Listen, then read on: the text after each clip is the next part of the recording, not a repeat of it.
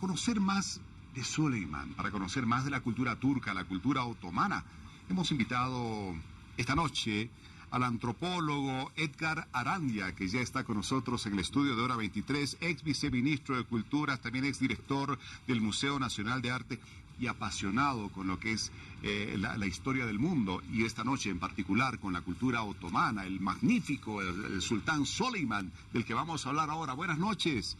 Don Edgar, qué gusto tenerlo acá. Encantado. Bienvenido. Para mí es un gusto, muchas gracias. Bueno, hoy queremos empaparnos acerca de toda esta historia de este emperador tan famoso del cual ya estamos comenzando a hablar, porque como usted sabrá, muy pronto vamos a tener una telenovela que va a hablarnos acerca de su vida.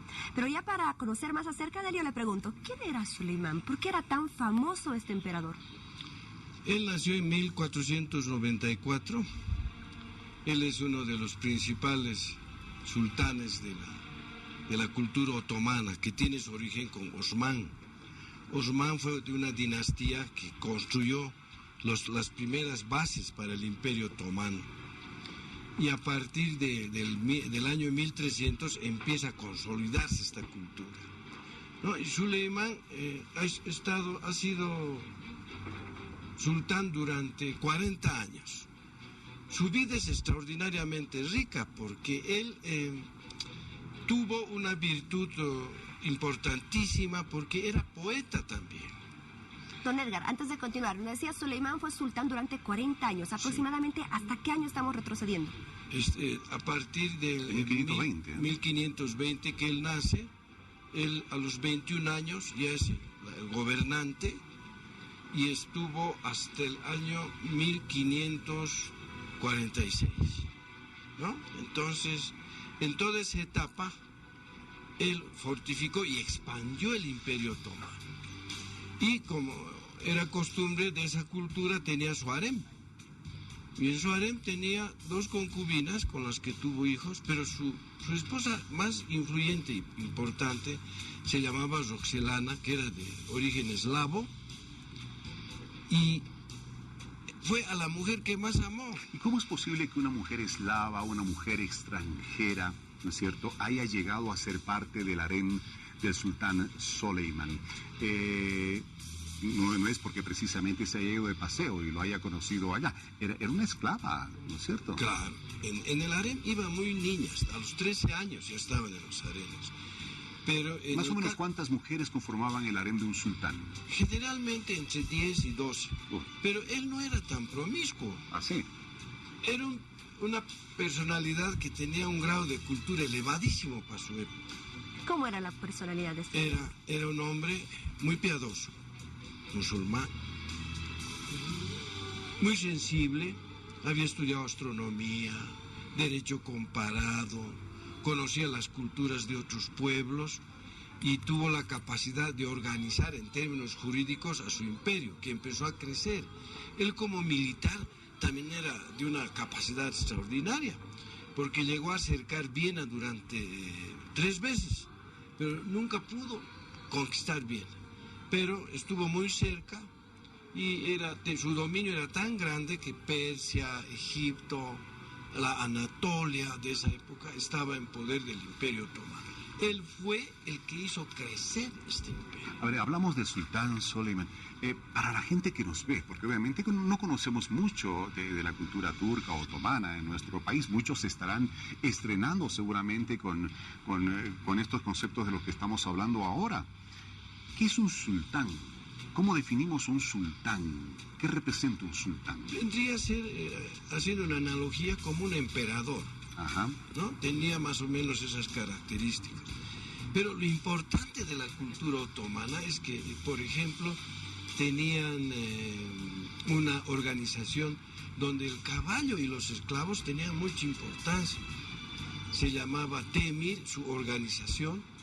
Y, por ejemplo, los tacos que usan las señoritas en esos tiempos es un invento otomano. Mira. Nadie sabía, por ejemplo. O sea, la gente no sabemos, ahora sí. Paola, sí. ¿Y por qué? Ese es un invento militar. Porque la caballería otomana era muy importante para conquistar a los otros pueblos.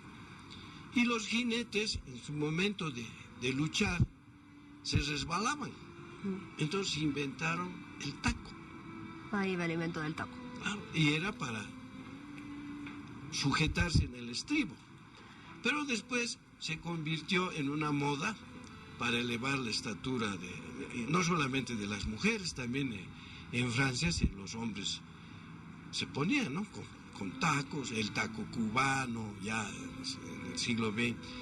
Entonces la cultura otomana ha influido mucho también en la arquitectura. Lo hermoso de este emperador, de este sultán, era que tenía una comunidad de talentos. Juntaba a todas las personas más talentosas, filósofos, escritores, arquitectos, artesanos. Aquí tenemos en la mesa algunas muestras, ¿no? Y él cada trimestre les hacía un gran pago, les pagaba. Entonces hay un listado en la historia de la cultura otomana en la que se ve la generosidad con que trataba a la gente talentosa. Para don Edgar, hablamos de que este sultán era muy conocido, muy importante, muy famoso. ¿Aproximadamente cuántas personas habrán estado bajo el gobierno de este sultán? De lo que se sabe históricamente, en esa época, estoy hablando de 1535, 1540, él murió en el último asalto a Viena de la peste, murió, no pudo conquistar Viena. Eran 40 millones de personas. 40 Para millones, esa época. ¿Y más o menos qué extensión territorial representaba eso? Hablando de los países, lo que es ahora Turquía, ¿no? Su capital Estambul, que antes se llamaba Constantinopla porque era el imperio bizantino. Pero llegan los otomanos y eso se convierte en Estambul, que quería ser, Suleimán el Magnífico, quería ser la capital del islamismo. Entonces tenía toda esa parte de lo que se llamaba Anatolia, tenía Europa Oriental, toda la parte de África del Norte, inclusive parte de Asia.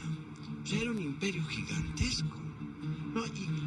Y esto empezó a declinarse en la Primera Guerra Mundial, cuando un grupo de políticos que se llamaban los jóvenes turcos empiezan a querer hacer una república.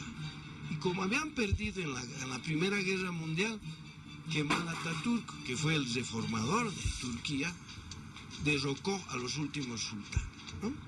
Y se convirtió ya en una república. El día de hoy Turquía es un país que tiene muchos problemas con Crimea, con Rusia, hay el problema de Siria, ¿no? Erdogan es el actual.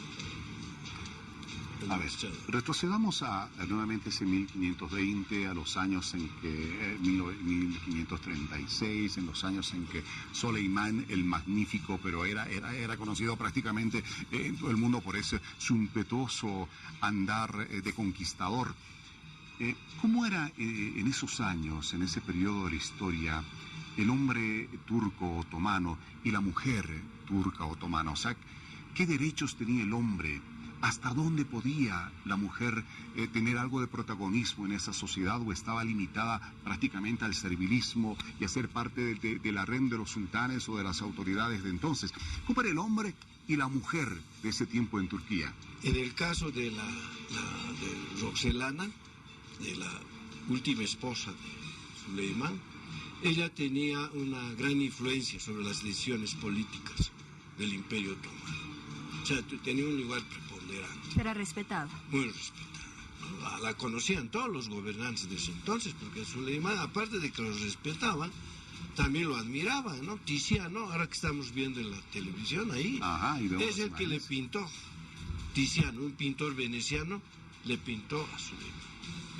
Es la única pintura que se le conoce. Pero volviendo al tema, las mujeres, porque están supeditadas al Corán, tienen un papel, digamos, subalterno respecto al varón. Pero según los estudiosos, uno de las causantes del declive del imperio fue que era un imperio muy extenso, y cuando empiezan a aparecer las armas de fuego, la caballería otomana ya no tenía el mismo efecto militar. Entonces empiezan a desaparecer ¿no? La caballería, y es reemplazada por la infantería. Entonces, toda la estructura militar otomana era de varones. Ahí las mujeres no tenían ningún rol protagónico y eran más bien sujetas a las leyes del Corán, ¿no? Que dice que una mujer tiene que estar en su casa, ser la amante fiel del varón, y bueno, solo los sultanes tenían harenes, ¿no? La gente... O sea, no cualquier otro ciudadano no, podía tener su harén, 2, 3, 4 mujeres. No, solamente el sultán. Solo. Ahora, don Edgar, tengo entendido que esta esposa de la que hablamos, la principal esposa de Suleimán, primero era esclava, ¿cierto? Y comienza a acercarse a Suleimán justamente porque comienza a conocer aquellos privilegios de los cuales gozaban las favoritas del harén del sultán. ¿Cuáles son esos privilegios de los cuales gozaban? El poder de seducción de Roxelana era pues destacable. Sí, lo vemos precisamente a Roxelana en las imágenes. Ella le inspiró varios poemas a Suleimán. Ser un gobernante fuera de serie, ¿no? Comparado con los que tenemos. Hablaban de 400 poemas que le había escrito a Roxelana. Era un hombre tan enamorado de su esposa que vivía para ella, ¿no? Le llamó la alegría del sultán. Claro, le escribía todo el tiempo poesías, y yo creo, especulo, que esta es su última esposa, Mahibi escribía, que quiere decir amante.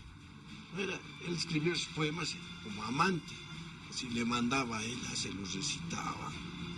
Yo creo que ella tenía una capacidad de seducción, un encanto, que ha hecho que él, un hombre tan poderoso, la prefiera. No, y además que hizo que él rompiera una de las reglas principales, ¿no es cierto?, del sultán, que era el privilegiar la situación de la madre del hijo que heredaría el trono, porque tuvo un impasse, una de sus esposas, precisamente con Roxelana. Él se molestó con ella y la mandó a vivir a otro lugar con su hijo. Sí. Y evidentemente hubo una molestia en ese momento en la sociedad otomana, porque se rompió una de las reglas básicas. Sí. El heredero del trono no podía irse porque el sultán privilegiaba la situación de su otra amante. Sí. En este caso, él fue, no solamente rompió ese aspecto que era cuasi sagrado, ¿no? Ajá. En la estructura de gobierno del Imperio Otomano.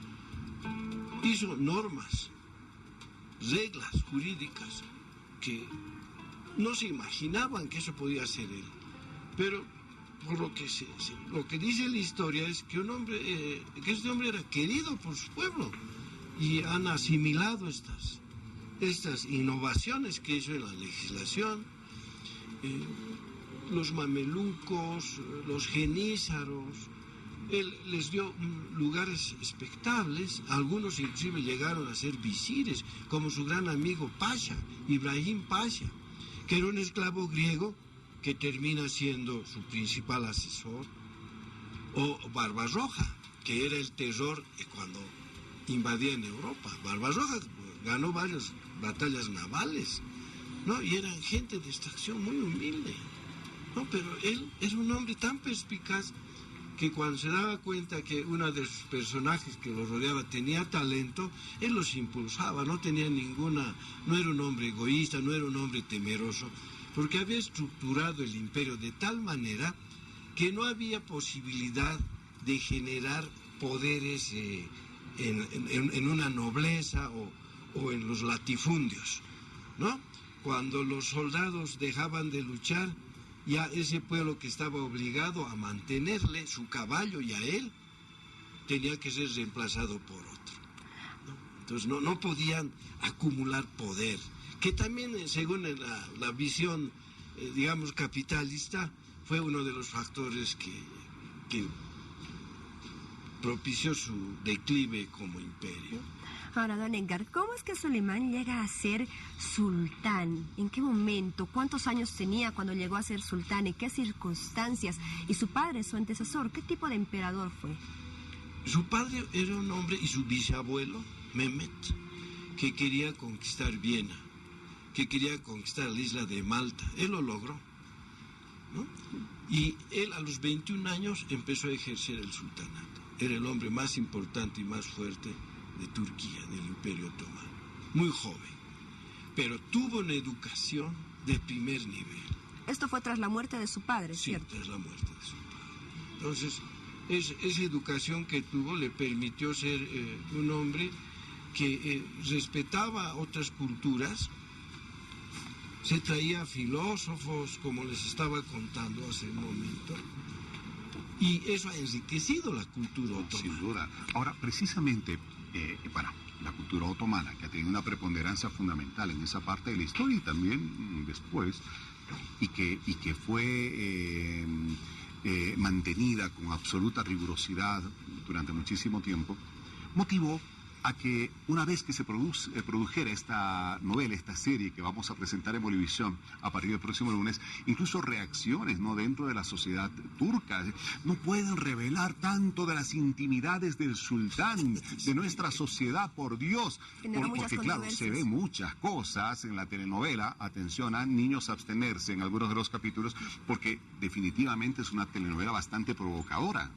Además, me imagino que van a develar algunos secretos de Estado. Pero ya han pasado más de 3 siglos y es pertinente, ¿no?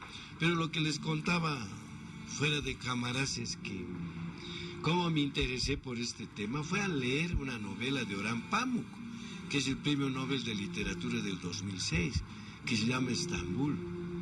Y al leer esa novela uno puede darse cuenta de la enorme riqueza que tiene la cultura otomana, de cómo ha influido en la política de Europa.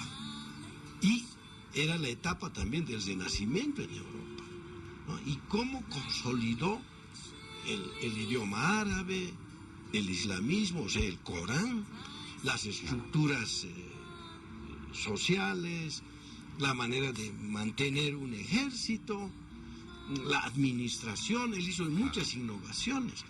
Entonces creo que la telenovela tocará, me imagino, por ese carácter, su parte amorosa, privilegiará ese tema, ¿no? Pero es interesante porque no se conoce, aparte de Salomón o de Napoleón con Josefina, de otros gobernantes que hayan tenido una esposa a la que le haya dedicado sus poemas, su vida, que haya expresado su sentimiento hacia una persona. Y además muchos de sus dichos de Suleimán el Magnífico siguen, son parte pues de nuestra vida cotidiana.